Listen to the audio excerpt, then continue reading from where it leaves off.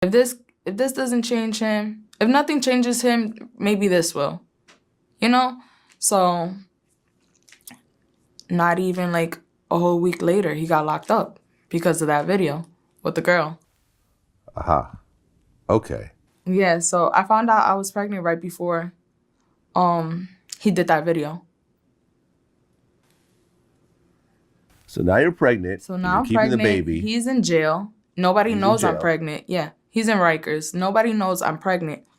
And I'm so stressed. I'm like, what am I gonna do? I saw his bail was at $100,000. At that age, we don't know money like that. Like, how the hell we're supposed to find, let alone $6,000 to put down to get him that? That's someone's income tax check for us, you know, to even be able to bail him out. $6,000 took us months to get for him to even come out. Oh, so you actually got the bail money together? Yeah, his brother, his friends, all over. Like, people were chipping in to get him out. So I'm going by all these months, back and forth between Rikers, seeing him pregnant, and nobody knows I'm pregnant. I didn't tell my family. I didn't tell no friends. I was scared. Like, I didn't want to feel the judgment, like, oh, what do you look like having a baby and he's in jail and might not get out? You know? So until we got the bail, that's when I told everybody when he was out that I was pregnant. I was maybe like 4.5 months. 4.5 months, yeah, pregnant. Okay. Well, he also got arrested for, I guess, drug dealing to an undercover cop. Yeah. Was that before or after the That was before. That was before the baby. That was before the video situation that he got locked up for that. It was like one of those, he did it like maybe a few times. You know, I think he did it a few times. He maybe did it like three, 4 times. It wasn't he got caught because it wasn't something that he was doing, you know? He didn't know how to do it. Okay, and did he get any jail time over that or no? No, he didn't. I forgot what happened. I think it got dismissed. Okay. So here you are, pregnant. Mm-hmm. Tekashi's in Rikers. He finally gets out before the baby is born? Yeah. I was 4.5 months when he got out. Okay, so now you guys are together. Barely. And barely. Yeah, he came out of jail and was just wilding. Okay. Yeah, he fed me sweet things while he was in jail. Went to go see him whenever I could, which was all the time. I would do that pregnant. And yeah, when he came out of jail, it was just like a whole bunch of like empty promises. You know, it was different. So throughout most of my pregnancy, I didn't really deal with him at all. He like kind of checked out, but he'll like keep tabs on me like every other month. Okay, so you have the baby, but he's not living with you or really being part of like you present of my pregnancy. No, it was like after I had my baby that he was trying to step up and stepping in. He got a little restaurant job for like about 6 months, and then he quit his restaurant job and was like, I'm not gonna work no more. Okay, and is that when the face tattoos started coming and everything else like that? No, he already had face tattoos. Aha. He didn't have the big 6'9", but I think he had the spider webs already. He had the spider webs, yeah. Okay. How did you feel about all the face tattoos and everything? I cried. I'm not gonna lie. When I saw that jigsaw tattoo, the big 6'9" didn't bother me because he had them already all over his body. But when I saw that damn jigsaw, I cried for like 2 weeks straight. I'm like, I couldn't even look at him. I was like, why did you do that? Like, what the hell was the point of that? Okay, and what was the point of that, according to him? I don't even think he had a point for it. Just clout. Like, nothing bothered me more than that jigsaw tattoo and the big 6'9" tattoo on his chest. The big 6ix9ine tattoo did it for me on his chest. That was the first tattoo I cried about. And then the fucking jigsaw.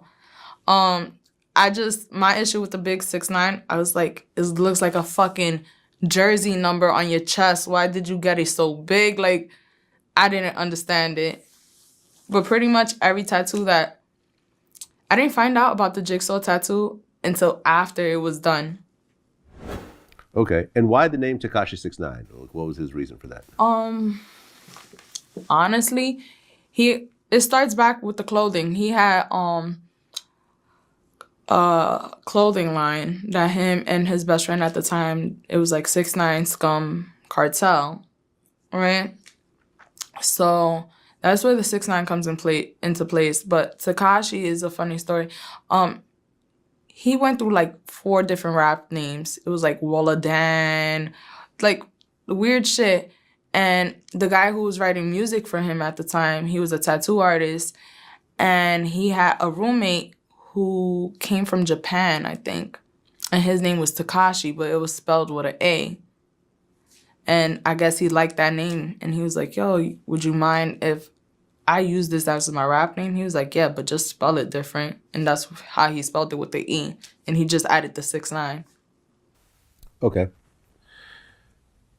At what point did the 9 Trey guys start to come around and he started associating with all these guys? Honestly, they from one day to the next, like literally.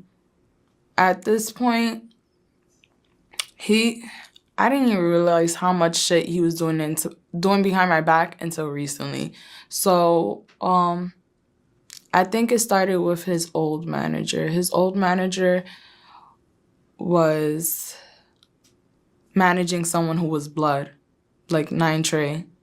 And I guess through mutual management, that's how he ended up messing with those dudes. Okay. Before then, has he ever claimed blood or gangs or anything else like that?